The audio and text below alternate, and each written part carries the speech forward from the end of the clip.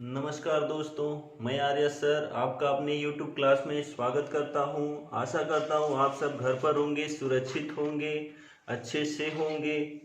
चलिए आज हम बात करते हैं हिंदी का भाग 15 जिसमें अलंकार की चर्चा हम कर रहे हैं। ठीक है, इसके पहले हमने आपको शब्द अलंकार के बारे में बताया था।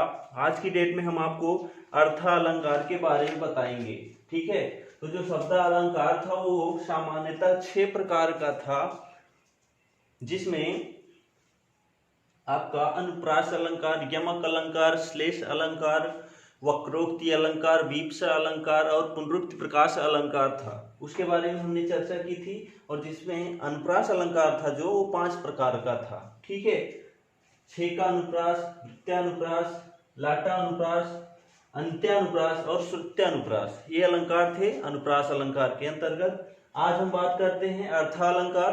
पहले तो बात होती है कि जो अलंकार था वो 4 प्रकार का था। शब्द अलंकार, अर्थालंकार, उभय अलंकार और पाश्चात्य अलंकार होता है, जिसमें दूसरा नंबर आता है अर्थालंकार। अर्थालंकार किसे कहते हैं पहले ये जानना जरूरी है।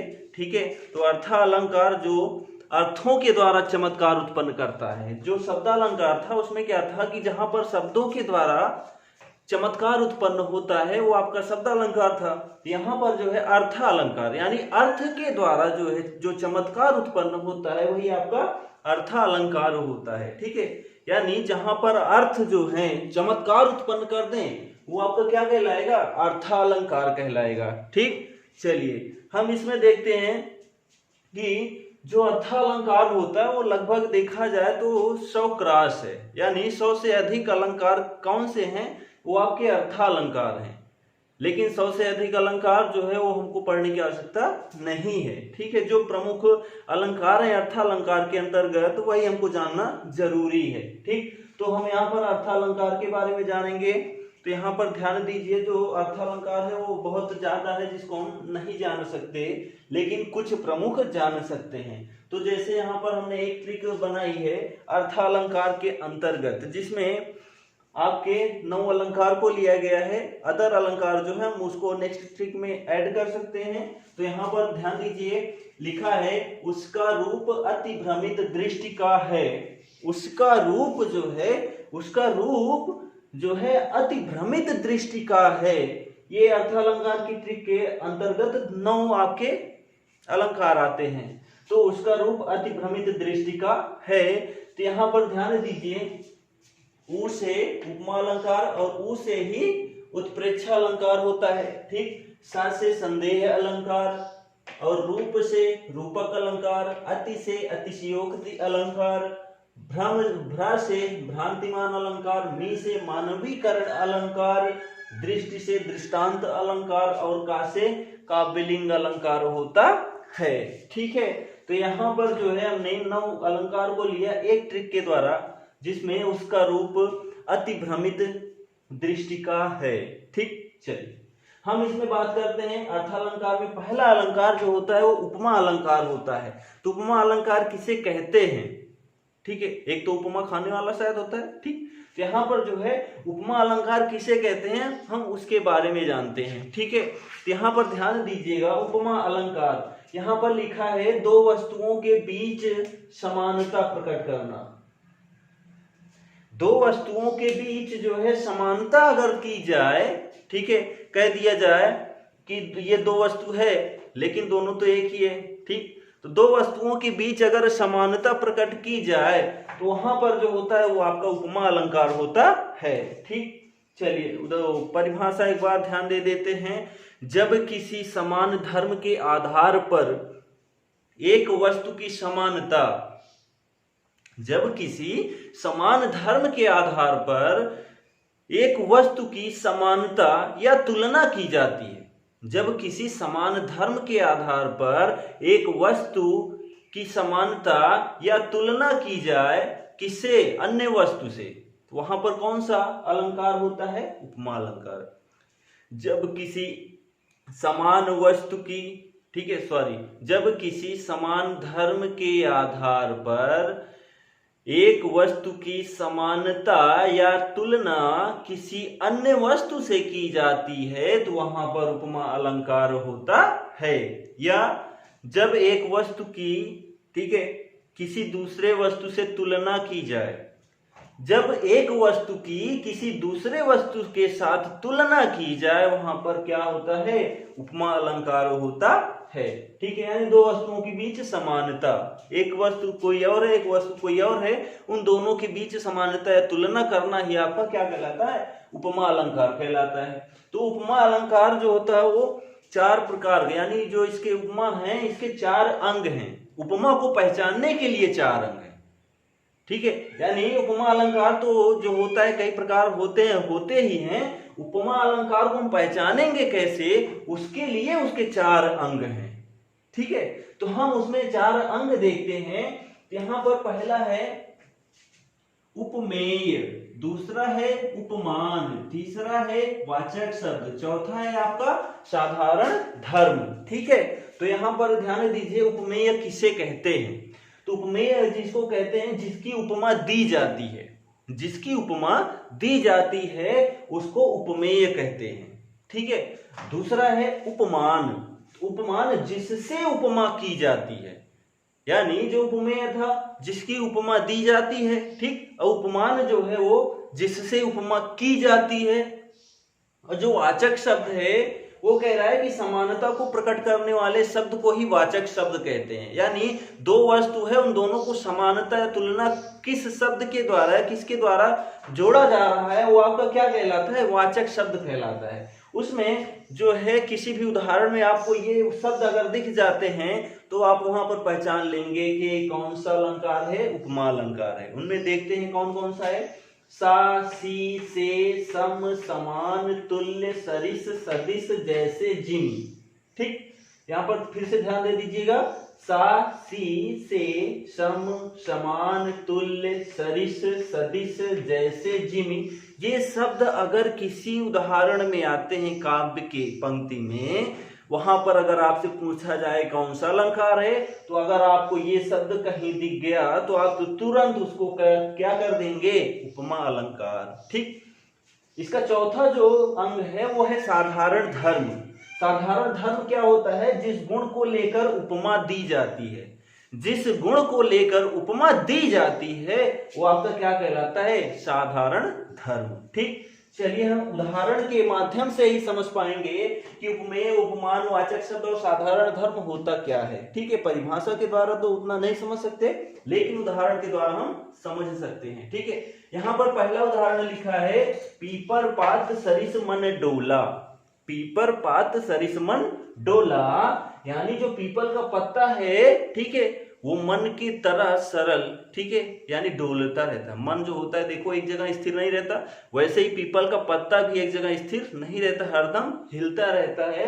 ठीक है, तो एक इसका उदाहरण है उपमा अलंकार का। अब ध्यान दीजिए, पीपर पात सरिस मन डोला, यहाँ पर आप देख रहे हैं कि सरिस, ठीक है, तो यहाँ जो आप सरिस देख रहे हैं, सरिस, ये आप इसमें सासी से सम, समान, तुल्य, सरिस, सदिश, जैसे, जिमी में देखिए आप यहाँ पर सरिस है। ठीक है, तो हमारा कौन सा अलंकार हो गया, उपमा अलंकार हो गया। अब इसमें हमको पहचानना है उपमेय किसको कहते हैं, तो जिसकी उपमा दी जाती है। तो यहाँ पर किसकी उपमा दी गई है, पीपर के पत्ते की उपमा दी गई है। किससे दी गई है, मन से दी गई है। ठीक है, और कह रहा वाचक शब्द यानी समानता को प्रकट करने वाला शब्द कौन सा है, सरिस है। ठीक है, साधारण धर्म कौन सा है, डोलना है। ठीक है, साधारण धर्म कौन सा है, डोलना है। ठीक, तो यहाँ पर जो पीपर है, ठीक है, पीपर का पत्ता वो क्या है आपका,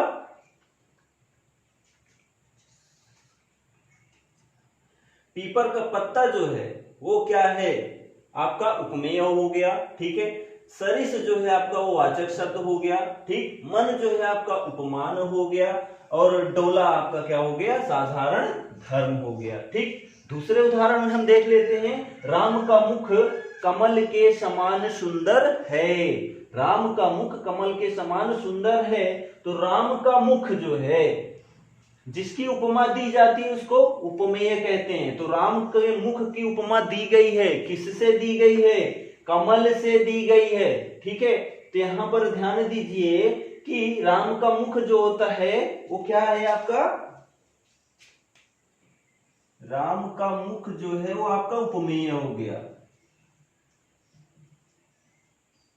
उपमेय हो गया। ठीक है, अब कह रहा है उपमान, जिससे उपमा दी जाए की जाए। ठीक है, तो जिससे उपमा की जाए वो क्या है आपका? कमल है।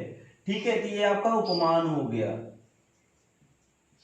ठीक, और कह रहा है कि वाचक शब्द, यानी वाचक शब्द आपका इसमें समान है।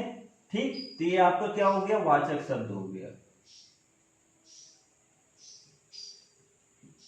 ठीक, और कह रहा है कि साधारण धर्म इसमें कौन सा है? तो इनमें क्या कहा गया? राम का मुख कमल के समान क्या है? सुंदर है ना। तो यहां पर जो है जिस गुण को लेकर उपमा दी जाए, तो गुण कौन सा है? सुंदरता का है। तो ये आपका क्या हो गया? साधारण धर्म हो गया।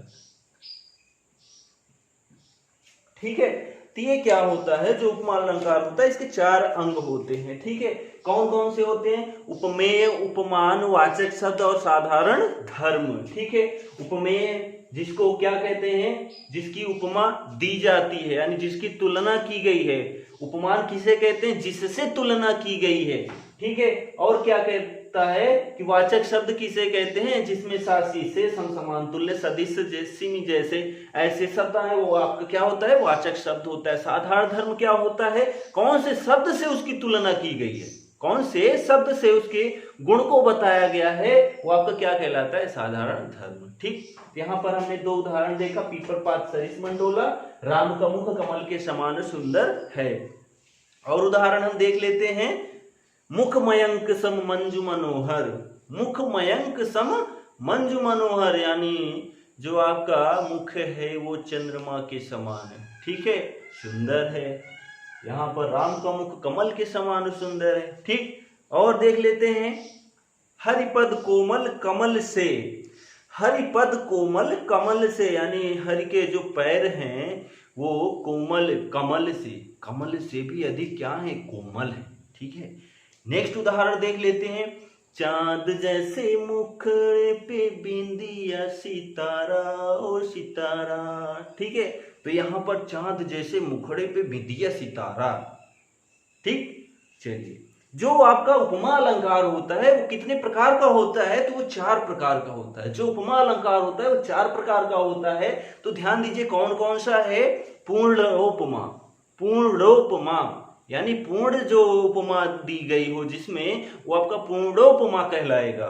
लुप्तोत्तमा, जिसमें उपमा का लुप्त हो गया, यानी उपमा जो दी जानी चाहिए वो लुप्त हो गई हो, आपका क्या कहलाएगा? लुप्तोत्तमा। ठीक है, एक है रसनोपमा, यानी जो उपमा दी गई है उसमें किसी न किसी प्रकार का रस है, वो आपका क्या कहलाएगा? रसनोपमा। ठीक है, एक है मालोपमा। ठीक है, जहां पर किसी के द्वारा श्रृंगार किया जाए, ठीक है, किसी को ऐड किया जाए, जोड़ा जाए, वहां पर जो उपमा दी गई है वो आपका क्या होता है? मालोपमा होता है। ठीक है, तो यहाँ पर जो उपमा अलंकार होता है वो 4 प्रकार का होता है, पूर्णोपमा, लुप्तोपमा, रसनोपमा और मालोपमा। ठीक, केवल इतना याद रखना है कि जो उपमा अलंकार होता है वो कितने प्रकार का होता है? तो 4 प्रकार का होता है। और जो उपमा अलंकार होता है इसमें कितने अंग होते हैं? तो 4 अंग होते हैं, उपमेय, उपमान, वाचक शब्द, साधारण धर्म। ठीक, चलिए, ये तो हमारा हो गया उपमा अलंकार, अर्थालंकार का पहला अलंकार। ठीक है, दूसरा हम देखते हैं रूपक अलंकार। ठीक है, जो सब अर्थालंकार का दूसरा अलंकार है वो रूपक अलंकार है। तो रूपक अलंकार किसे कहते हैं हम उसको ध्यान देते हैं। यहां पर लिखा है, उपमेय को उपमान का रूप मानना ही रूपक अलंकार कहलाता है। ठीक है, उपमेय यानी किसी वस्तु को किसी वस्तु को, ठीक है, वो दूसरी वस्तु को उसी का रूप दे देना ही क्या कहलाता है? रूपक अलंकार, यानी उपमेय को उपमान का रूप मानना। ठीक, जैसे ये मार्कर है, ये मार्कर है, ठीक है, इन दोनों को एक ही कर दिया, यानी इनका रंग तो अलग है, लाल और हरा है, ठीक है, इन दोनों को एक कर दिया जाए, वो क्या कहलाता है? आपका रूपक अलंकार। यानी एक उपमेय हो गया, एक उपमान हो गया, इन दोनों को क्या कर दिया जाए? एक ही रूप मान लिया जाए, तो आपका क्या कहलाएगा? रूपक अलंकार। यानी उपमेय को उपमान का रूप मानना। चलिए परिभाषा ध्यान दे देते हैं थोड़ा। ये तो शार्ट है कि उपमेय को उपमान का रूप मान लेना ही क्या कहलाता है, रूपक अलंकार।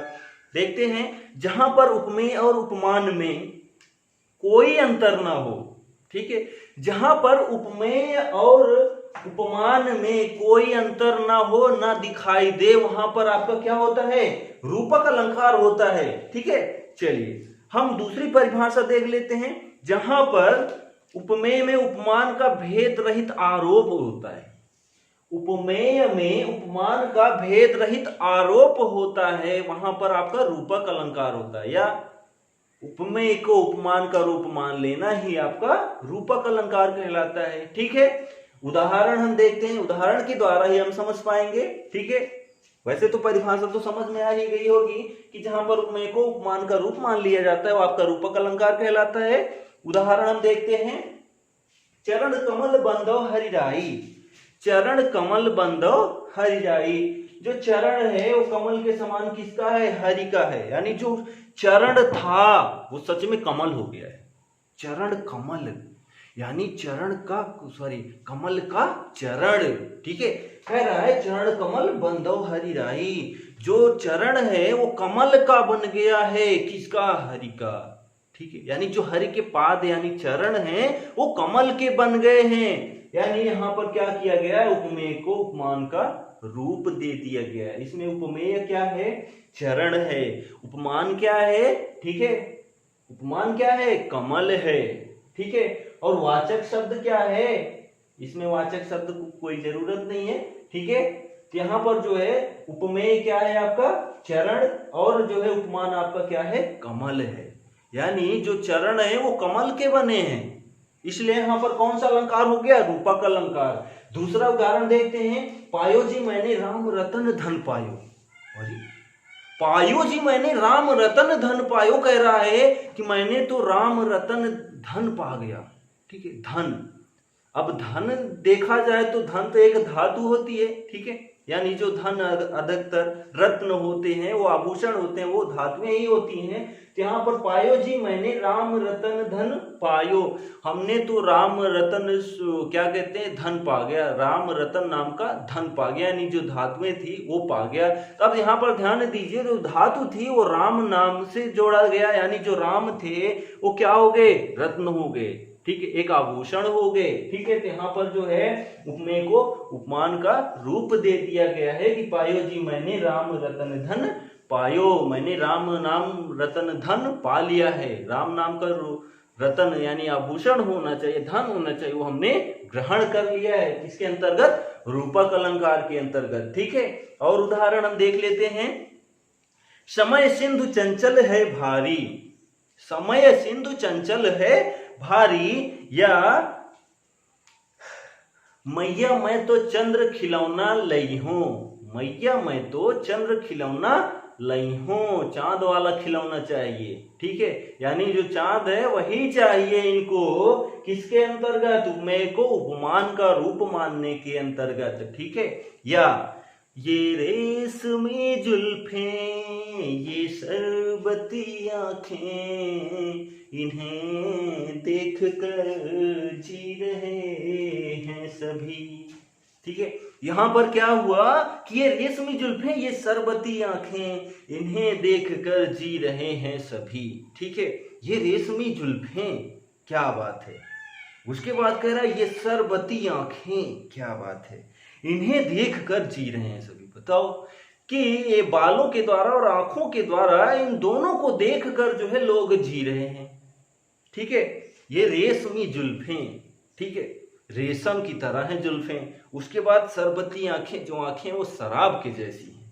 ठीक है, इनको देख कर सब जी रहे हैं एज अ दारू, अभी प्रेजेंट में ओपन हुई है, देखो तो बड़ी बड़ी लाइन लगी है। ठीक है, तो यहाँ पर ये रेशमी जुल्फें ये शरबती आंखें इन्हें देखकर जी रहे हैं सभी। तो यहाँ पर क्या, कौन सा अलंकार प्रयोग किया गया है, रूपक अलंकार प्रयोग किया गया है, जहां पर उपमेय को उपमान का रूप दे दिया जाए या मान लिया जाए। ठीक, चलिए हम नेक्स्ट बात करते हैं उत्प्रेक्षा अलंकार।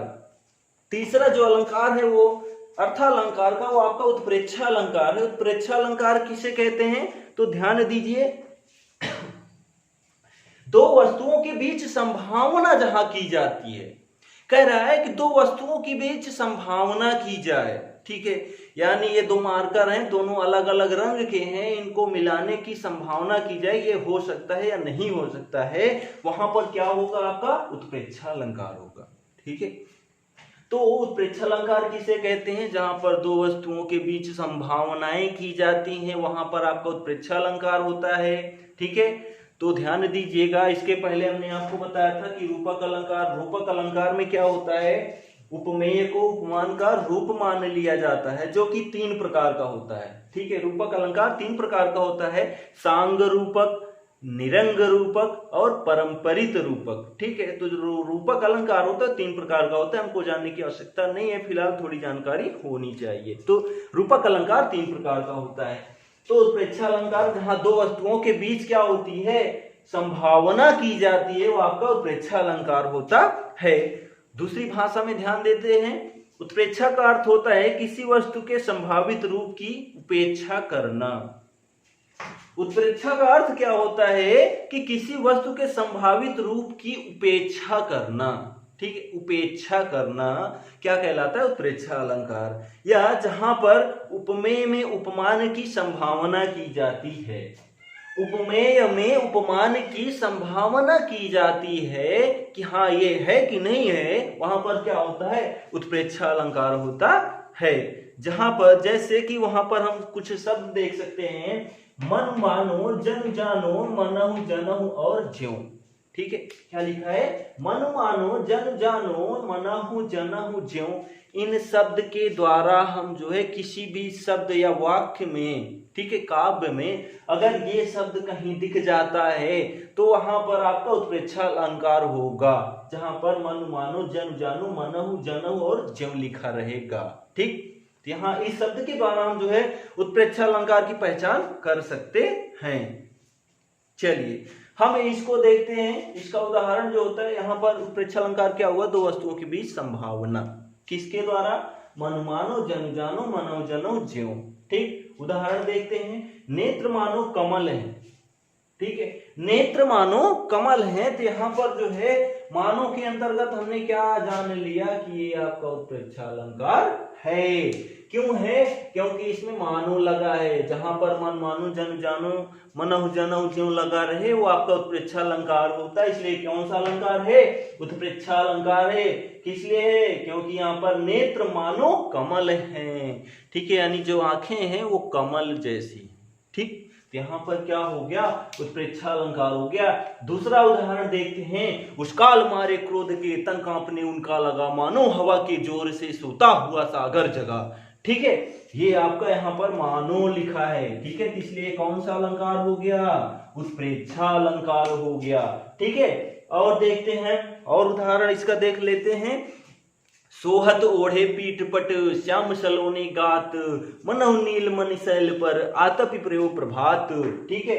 तो क्या लिखा है कि सोहत ओढ़े पीठ पट, श्याम सलोनी गात, मनहु नील मणि शैल पर, मनहु नील मणि शैल पर, आतपि प्रयोग प्रभात, ठीक। एक उदाहरण और देख लेते हैं, सखी सोहत गोपाल के, उर गुंजन की माल, बाहर सोवत मन पिए, दावा नल की ज्वाल, ठीक है। कह रहा है सखी सोहत गोपाल के, उर गुंजन की माल, बाहर सोहत मन पिए, दावा नल की ज्वाल, ठीक है। ये किसका उदाहरण है? उत्प्रेक्षा अलंकार का है, ठीक है। एक उदाहरण और देख लेते हैं, कल पार्टी में मुन्नी बहुत खूबसूरत लग रही थी, कल पार्टी में मुन्नी बहुत खूबसूरत लग रही थी, मानो सनी लियोनी आ गई हो। कह रहा है, उदाहरण क्या है कि कल पार्टी में मुन्नी बहुत खूबसूरत लग रही थी, मानो सनी लियोनी आ गई हो। किसमें? उत्प्रेक्षा अलंकार में मानो लगा है ना, इसीलिए कौन सा अलंकार हो गया? उत्प्रेक्षा अलंकार हो गया, ठीक है। तो यहाँ पर ध्यान दीजिए, उत्प्रेक्षा अलंकार में क्या होता है? दो वस्तुओं के बीच संभावना की जाती है, ठीक। और यहाँ पर जो उत्प्रेक्षा अलंकार होता है वो 3 प्रकार का होता है। उत्प्रेक्षा अलंकार 3 प्रकार का होता है। वस्तुत प्रेक्षा, हेतुत प्रेक्षा और फलोत प्रेक्षा, ये किसके उदाहरण हैं? वो क्या कहते हैं? अंग हैं उत्प्रेक्षालंकार। उत्प्रेक्षालंकार 3 प्रकार का होता है। 2 वस्तुओं के बीच जहां पर संभावना की जाती है वो आपका उत्प्रेक्षालंकार होता है। नेत्र मानो कमल। ठीक, चलिए नेक्स्ट हम देखते हैं संदेह अलंकार। संदेह अलंकार किसे कहते हैं? तो ध्यान दीजिए, जब किसी वस्तु में उसी के सदृश अन्य वस्तुओं का संदेह हो, जब किसी वस्तु में, ठीक है, उसी के सदृश अन्य वस्तुओं का संदेह हो, वहां पर क्या होता है? संदेह अलंकार होता है। ठीक है, और सदृश्यता के कारण ही अनिश्चित की मनोदशा हो। ठीक है, यानी यहां पर अगर 2 मार्कर हैं, इन दोनों मार्कर, जैसे ये कोई कुछ और होता है, ये मार्कर होता है, इन दोनों को हम समान यानी संदेह की दृष्टि से देखते हैं, यानी इनको हम जान ही ना पाते ये क्या है, ये दोनों मार्कर ही हैं या दोनों अलग अलग कुछ हैं। ठीक है, तो यहाँ पर जहां पर 2 वस्तुओं के बीच संदेह प्रकट हो जाए, 2 वस्तुएं हैं उनमें संदेह हो जाए कि ये है नहीं, ये है नहीं, ये है नहीं, ठीक है, यानी हम उसमें भ्रम में डूबे रहे, वहां पर आपका संदेह अलंकार होता है। या परिभाषा दूसरी देख सकते हैं कि जब उपमेय में उपमान का संदेह हो, जब उपमेय में उपमान का संदेह हो, वहां पर क्या होता है? आपका संदेह अलंकार होता है। एक बार परिभाषा फिर सुन लेते हैं। जब किसी वस्तु में उसी के सदृश अन्य वस्तुओं का संदेह हो और सदृश्यता के कारण ही उसमें अनिश्चित की मनोदशा हो, यानी ये निश्चित नहीं है कि हाँ यही है, ठीक है, वहां पर आपका संदेह अलंकार होता है। या जहां पर उपमेय में उपमान का संदेह हो, जहां पर उपमेय में उपमान का संदेह हो, वहां पर आपका संदेह अलंकार होता है। ठीक है, यानी 2 वस्तुओं के बीच संदेह प्रकट होना ही आपका संदेह अलंकार होता है। उदाहरण हम देखते हैं, रस्सी है या सांप। अब हम अगर शाम के समय या रात के समय हमारे पास किसी भी प्रकार का प्रकाश ना हो, तो वहां पर अगर हम देखेंगे, ठीक है, तो वहां पर ये हमको संदेह हो जाएगा, अरे ये रस्सी है कि सांप है, रस्सी है कि सांप है। ठीक है, क्यों? क्योंकि हम उसको देख नहीं पा रहे हैं अच्छे से कि ये रस्सी है कि सांप है। ठीक, अगर मेरे पास प्रकाश होता तो उस पर प्रकाश डालकर हम देख सकते थे कि रस्सी है कि सांप है, लेकिन रात के मौसम में वो हमको नहीं दिखा कि रस्सी है कि सांप है, तो वहां पर हमको संदेह हो गया रस्सी है या सांप। ठीक है, ये किसका उदाहरण है? संदेह अलंकार। दूसरा उदाहरण देख लेते हैं, यह मुख है या चंद्र है। ये मुंह है कि चंद्रमा है, समझ में नहीं है, यानी संदेह हो रहा है कि सच में मुख ही है कि चंद्रमा है। ठीक है, तीसरा उदाहरण देख लेते हैं, विरह है या वरदान है। ठीक है, यानी यहाँ पर पीड़ा हो रही है, किसी प्रकार का वरदान मिल गया है। ठीक है, तो यहाँ भी एक प्रकार का संदेह है। ठीक है, और उदाहरण हम देख लेते हैं, सारी बीच नारी है कि नारी बीच सारी है, कि सारी ही की नारी है कि नारी ही की सारी है। ठीक है, संदेह अलंकार। ठीक, फिर से ध्यान दे दीजिए, सारी बीच नारी है कि नारी बीच सारी है, कि सारी ही की नारी है कि नारी ही की सारी है। इसमें कौन सा अलंकार है? संदेह अलंकार। और उदाहरण हम देख लेते हैं, यह काया है शेष उसी की छाया। यह काया है या शेष उसी की छाया, क्षण भर उनकी कुछ समझ में नहीं आया। कह रहा है यह काया है या शेष उसी की छाया, क्षण भर में, ठीक है, क्षण भर उनकी कुछ समझ में नहीं आया। और उदाहरण हम देख लेते हैं, 14वीं का चांद हो या आफताब हो, जो भी हो तुम खुदा की कसम लाजवाब हो, 14वीं का चांद हो। ये भी किसका उदाहरण है? संदेह अलंकार। 14वीं का चांद हो या आफताब हो, ठीक है, इसमें भी संदेह है, तो ये आपका कौन सा अलंकार हो गया?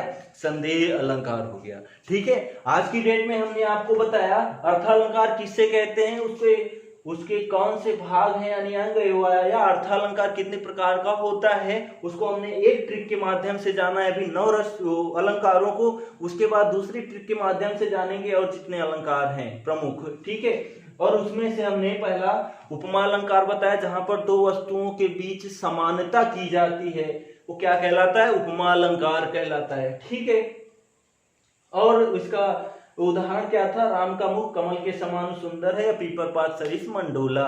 ठीक है, तो जो उपमा अलंकार होता है वो 4 प्रकार का होता है।